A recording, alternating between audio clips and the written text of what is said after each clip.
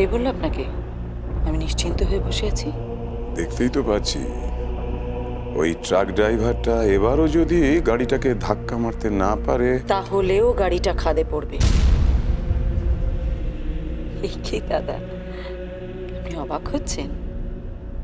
ট্রাকটা যদি গাড়িটাকে ধাক্কা না মারে তাহলেও কিভাবে গাড়িটা খাদে গিয়ে পড়বে তা আমি জানি। আর সে ব্যবস্থা আমি করে রেখেছি। কি ব্যবস্থা? अंदर आ सकते हैं?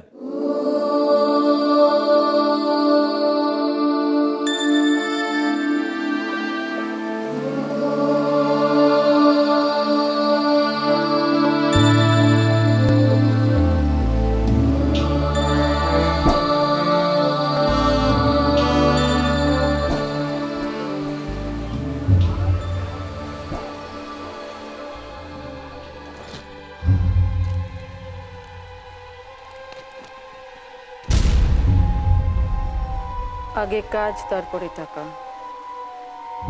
কাজটা যদি ঠিক করতে পারেন পুরো টাকাটা পাবেন।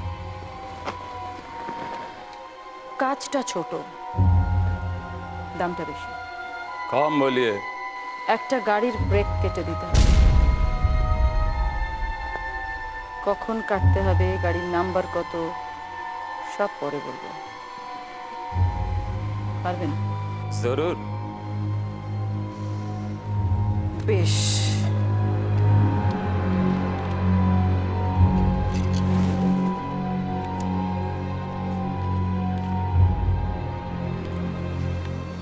এখন যান, আমি ঠিক সময় মতো আপনাকে ডেকে নেব। ठीक है।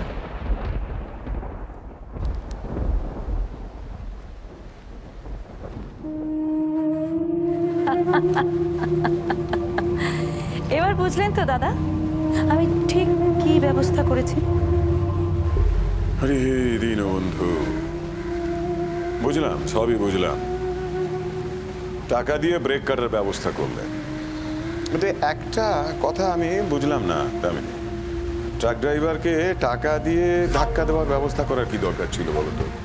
দরকার ছিল।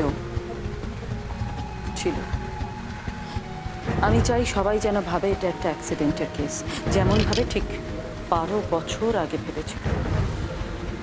কোনো দিকে যেন কোনো রকম কোনো খুঁত না থাকে। যেভাবেই হোক দুর্গাকে এই পৃথিবী থেকে সরাতে হবে। ট্রাক যদি ওর গাড়িকে ধাক্কা দিতে না পারে, ব্রেক কাটা আছে, গাড়ি আপনা আপনি খাদে গিয়ে পড়বে। দুর্গা এবার মরবেই দুর্গা। আরে আরে আরে দীনবন্ধু,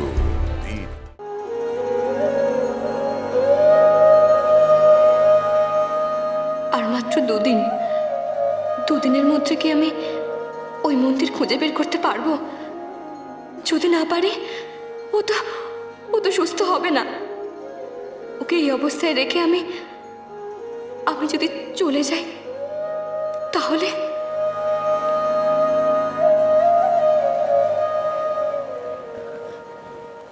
শোনো না, অনেক রাত হয়েছে, চলো ঘরে গিয়ে ঘুমিয়ে পড়বে। চলো। কি করে ঘুমোবো? তুমি তো মাথায় হাত বুলিয়ে দিচ্ছ না, ঘুম পাড়িয়ে দিচ্ছ না, কি করে ঘুমোবো? তাই দাঁড়িয়ে গঙ্গা দেখছি।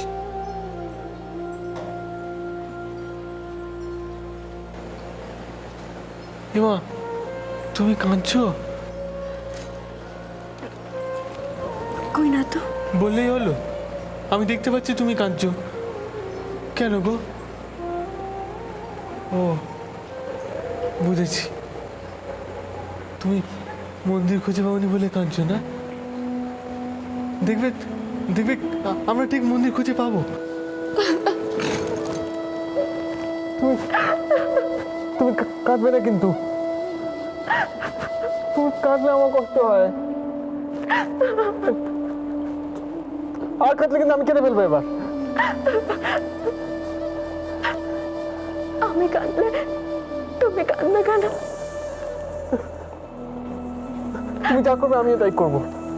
তুমি কাঁদলে আমি কাঁদবো, তুমি হাসলে আমি হাসবো, তোমার যা হবে আমারও তাই হবে।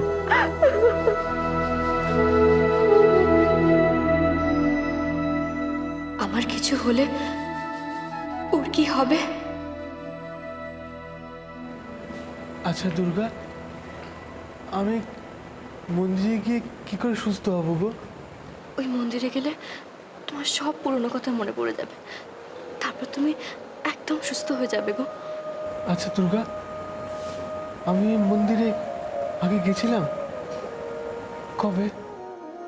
ও তো ওই মন্দিরেই যায়নি, যাওয়ার পথেই তো দুর্ঘটনা ঘটেছিল। বলো না, আমি মন্দিরে আগে গেছি?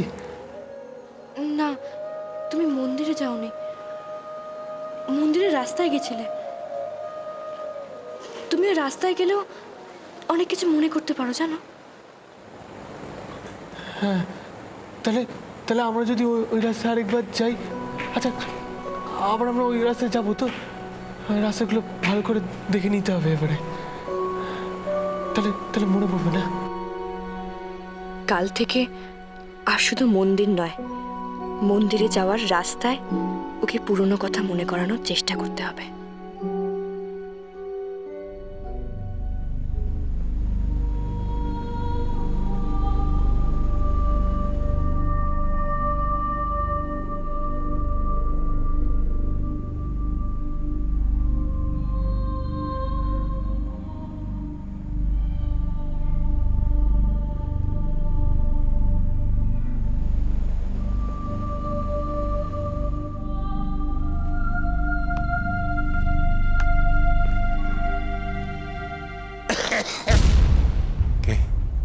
আমি হরিলাল।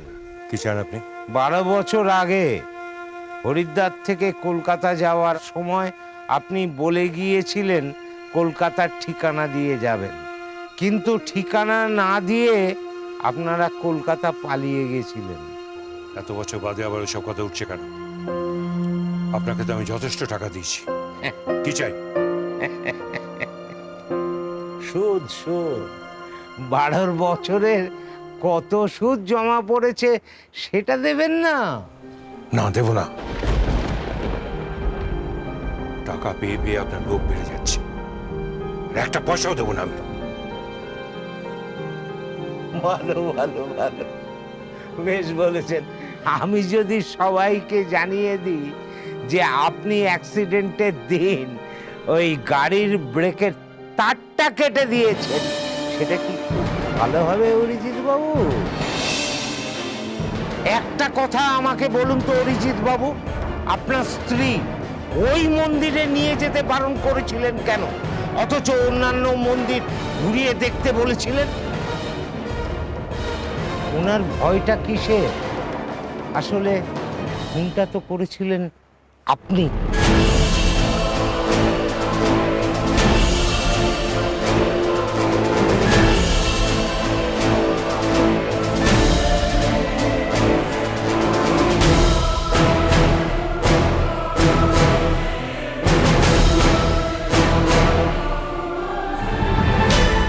একটা কথা আমার বলার আছে।